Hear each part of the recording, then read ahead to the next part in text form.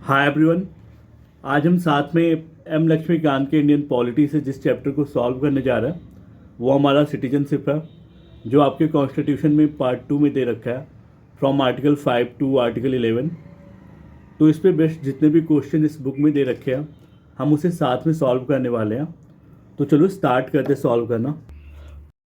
तो देखो, ये एम लक्ष्मीकांत की इंडियन पॉलिटी है जिसमें चैप्टर वाइज ऑब्जेक्टिव क्वेश्चंस दे रखे हैं।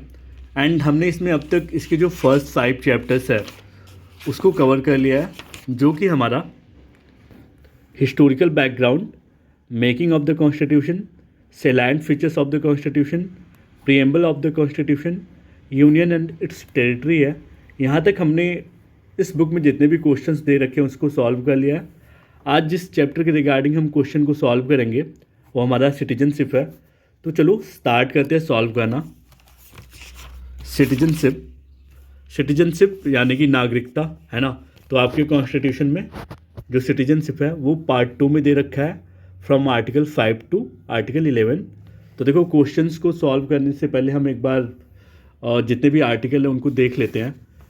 तो देखो यार, अभी तो जब हम बेयर एक्ट को अलग से डील करेंगे कॉन्स्टिट्यूशन को, तब ये सब कवर करेंगे अलॉन्ग विथ लक्ष्मीकांत। बट अभी के लिए थोड़ा सा हम जल्दी जल्दी आउटलुक देख लेते हैं, क्योंकि पर्पज़ जो है वो बस क्वेश्चन को सॉल्व करना है, ठीक है। तो देखो, पार्ट 2 में आपका सिटीजनशिप है, from article 5 to article 11। Article 5 है, ये आर्टिकल 11 है ना। यहाँ इसके बाद देखो पार्ट 3 स्टार्ट हो जाएगा। पार्ट 3 जो आपकी फंडामेंटल राइट है। तो देखो, पार्ट 2 का जो सिटीजनशिप है उसमें जो आपका आर्टिकल 5 है वो क्या है, citizenship at the commencement of the constitution. मतलब कि कमेंसमेंट के दौरान सिटीजनशिप की क्या डेफिनेशन थी, मतलब जब ये हमारा कॉन्स्टिट्यूशन बन रहा था तो उस दौरान सिटीजनशिप की क्या डेफिनेशन थी, ये आर्टिकल 5 में दे रखा है। आर्टिकल 6 में आपका दे रखा है कि उन सिटीजनशिप, मतलब वैसे पर्सन का सिटीजनशिप से क्या राइट है ना।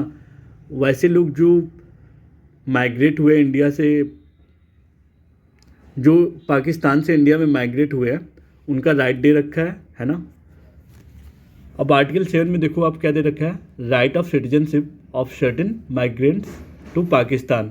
तो ऐसे माइग्रेंट्स, ऐसे इंडियन माइग्रेंट्स जो पाकिस्तान में माइग्रेट हुए हैं उनके राइट के बारे में आर्टिकल 7 में दे रखा है। और आपका जो आर्टिकल 8 है वो दे रखा है, rights of citizenship of person of Indian origin residing outside India. तो आर्टिकल 8 में दे रखा है उन लोगों की सिटीजनशिप के राइट के बारे में जो इंडियन ओरिजिन के हैं बट आउट ऑफ इंडिया रहते हैं, मतलब फॉरेन रहते हैं, ठीक है। आर्टिकल 9 में आपका दे रखा है, persons voluntarily acquiring citizenship of a foreign state not to be a citizens. तो आर्टिकल 9 में ये दे रखा है कि ऐसे लोग जो अपने, मतलब वॉलंटरली, जो अपने चाहत से किसी फॉरेन स्टेट की सिटीजनशिप ले रखी है तो वो इंडिया के नागरिक नहीं होंगे, है ना। ये आर्टिकल 9 में कवर है। आर्टिकल 10 जो है वो क्या है, continuance of right of citizenship. मतलब अगर इंडिया का आपको सिटीजनशिप अपने पास रखना है तो उसके लिए क्या क्या प्रोविज़न है वो आर्टिकल 10 में दे रखा है। आर्टिकल 11 जो है वो parliament to regulate the right of citizenship by law. मतलब पार्लियामेंट जो है वो रेगुलेट करेगी राइट ऑफ सिटीजनशिप को बाय लॉ। ये आर्टिकल 11 में दे रखा है। तो चलो अब हम इसके रिगार्डिंग जितने भी क्वेश्चन इस बुक में दे रखे हैं उसको सॉल्व करते हैं। तो यार देखो, आपका जो सबसे पहला क्वेश्चन है वो हाइपोथेटिकल बेस्ड है ना। तो ये एग्जामिनेशन पॉइंट ऑफ व्यू से इतना इंपॉर्टेंट नहीं है। तो वो क्वेश्चन जो एग्जामिनेशन पॉइंट ऑफ व्यू से इंपॉर्टेंट है मैंने उन्हें ऑलरेडी हाईलाइट कर रखा है, तो हम इन्हीं को सॉल्व करेंगे। तो इस लिस्ट में आपका जो सबसे पहला क्वेश्चन है वो है, अंडर द सिटीजनशिप एक्ट 1955, यहाँ पे सिटीजनशिप एक्ट 1955 की बात हो रही है, bye which of the following ways can a person become a citizen of India, है ना। तो सिटीजनशिप एक्ट 1955 के अकॉर्डिंग वो कौन से वेज है, कौन से एसेंशियल है जिससे कि कोई भी पर्सन इंडिया का नागरिक बन सकता है ना। तो जब आप सिटीजनशिप एक्ट 1955 देखोगे तो ये आपका सिटीजनशिप एक्ट 1955 है। तो इसके अकॉर्डिंग अगर किसी भी पर्सन को इंडिया का नागरिक बनना है तो उसका जो मोड ऑफ एक्विजिशन होना चाहिए वो बाय बर्थ होगा, बाय डिसेंट होगा, बाय रजिस्ट्रेशन होगा, बाय नेचुरलाइजेशन होगा। ये लक्ष्मीकांत की इंडियन पॉलिटी है, ठीक है। बाय इनकॉर्पोरेशन ऑफ टेरिटरी होगा, ठीक है। तो दीज आर द 5 वेज जिससे कि इंडिया का कोई भी पर्सन, मतलब कोई भी पर्सन भारत की नागरिकता को ले सकता है, ठीक है, अकॉर्डिंग टू सिटीजनशिप एक्ट 1955, ठीक है। तो हमने अभी क्या क्या देखा, सिटीजनशिप एक्ट 1955 के अकॉर्डिंग अगर किसी भी पर्सन को इंडिया का सिटीजनशिप लेना है तो उसका जो मोड होगा वो क्या होगा, बाय बर्थ होगा, बाय डिसेंट होगा, हमने बाय डिसेंट भी देखा, बाय रजिस्ट्रेशन होगा, बाय इनकॉर्पोरेशन ऑफ टेरिटरी देखा हमने 5 देखे हैं ना अभी। तो इसमें आपका जो बाय नेशनलाइजेशन है वो ऐसा कोई प्रोविज़न नहीं दे रखा है, ठीक है। जो हमने देखा था वो बाय नेचुरलाइजेशन था। तो आप नेचुरलाइजेशन और नेशनलाइजेशन से कंफ्यूज नहीं होना है, ठीक है। तो ये ऑप्शन गलत है, बाकी ये सारे सही है। तो इसका जो ऑप्शन सही होगा वो सी, 1 2 3 ये वाला, ठीक है। Now which of the following articles of Indian constitution deal with citizenship in India. तो देखो सिटीजनशिप आप सभी को पता ही होगा। सिटीजनशिप के लिए जो हमने पहले ही देखा था ना, सिटीजनशिप जो है वो हमारे कॉन्स्टिट्यूशन में पार्ट 2 में डिफाइन है ना। पार्ट 2 में सिटीजनशिप डिफाइन है फ्रॉम आर्टिकल 5 टू आर्टिकल 11, है ना। तो सिटीजनशिप के लिए जो आर्टिकल डील करता है कॉन्स्टिट्यूशन का वो क्या है, आर्टिकल 5 से लेके आर्टिकल 11 तक। तो इसके लिए ये ऑप्शन सही है। आर्टिकल 1 2 आर्टिकल 4 में union and its territory define है ना। और बाकी आप देख लेना। Now in which of the following years the citizenship act 1955 was amended.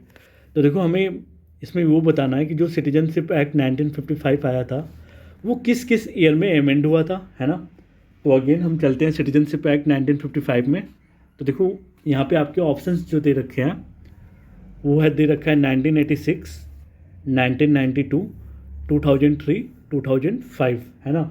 तो देखो जो सिटीजनशिप एक्ट 1955 था वो 2003 में भी चेंज हुआ है, अमेंड हुआ है, 2005 में भी अमेंड हुआ है, 1986 में भी अमेंड हुआ है और 1992 में भी अमेंड हुआ है, ठीक है। 1986, 1992, 2003, 2005।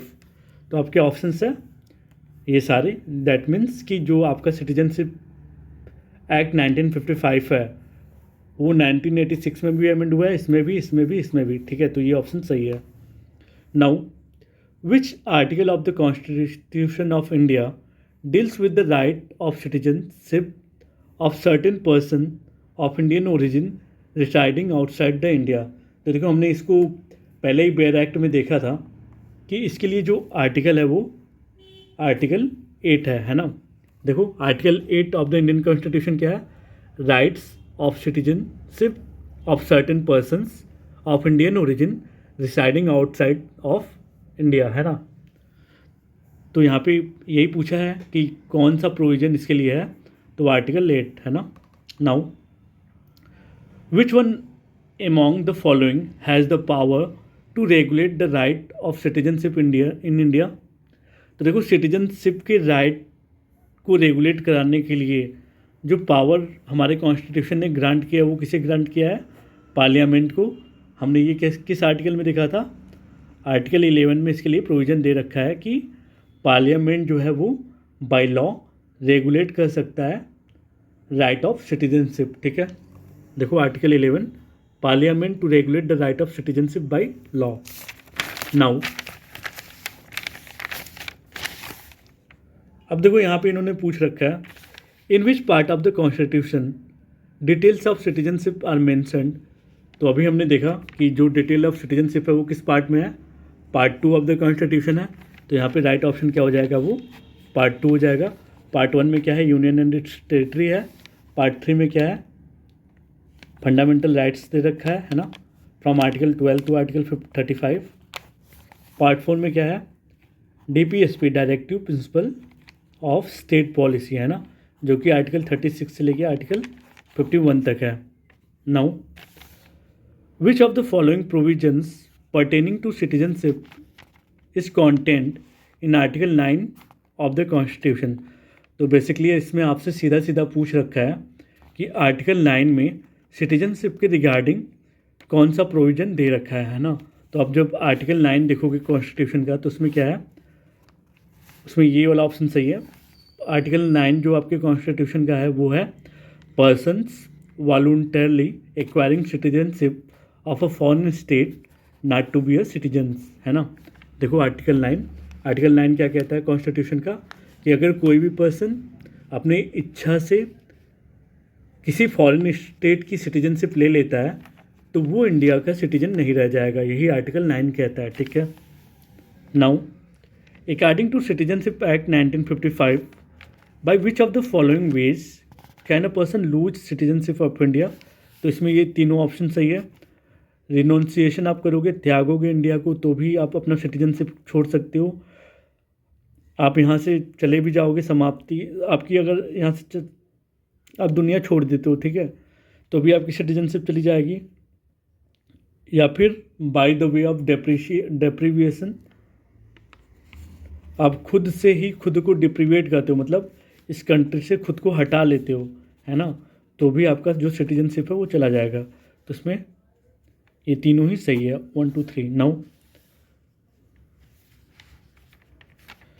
अब देखो यहाँ पे consider the following act Commonwealth वाला करके आया है, तो इसको मैंने उतना अच्छे से सॉल्व नहीं किया है तो इसको छोड़ते हैं, ये इतना इंपॉर्टेंट नहीं है बेसिकली, ठीक है, तो leave it. Now who of the following was the chairman of the committee on Indian diaspora setup by the government of India in 2000।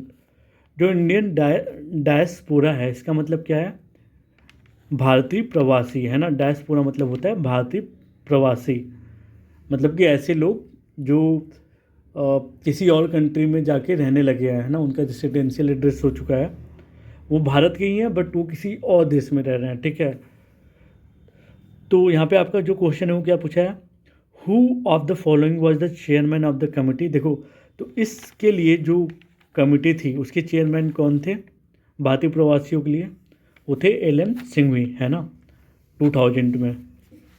Now which one of the following amendments to the Indian constitution act 1955 replaced the nomenclature of overseas citizen of India with that of overseas citizen of India card holder. तो देखो इसमें नाम में nomenclature मतलब नाम होता है, नामकरण में चेंज हुआ है। ओवरसीज सिटीजन ऑफ इंडिया से नामकरण जो हुआ था overseas citizen of India card holder. तो ये किस अमेंडमेंट के तहत हुआ था, सिटीजनशिप अमेंडमेंट एक्ट 2015, ठीक है। तो देखो हमने फाइनली सिटीजनशिप पे जितने भी क्वेश्चन इस बुक में दे रखे हैं उसको हमने सॉल्व कर लिया है। अब हमारा जो अगला टॉपिक होगा वो फंडामेंटल राइट, जो कि बहुत ही इंपॉर्टेंट है, आगे हम इसको डील करेंगे। So thank you and stay connected.